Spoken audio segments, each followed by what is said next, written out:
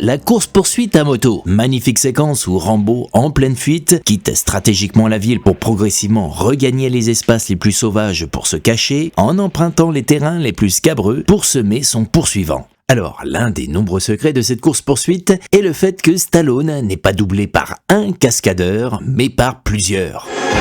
Entre ce dérapage entre les voitures, ce wheelie très bien vu qui permet de masquer le visage du conducteur, cet envolé au-dessus du passage à niveau, ce saut dans un champ de boue, cette traversée dans les sous-bois, c'est au total pas moins de 4 cascadeurs qui ont pris le guidon de la Yamaha XC250.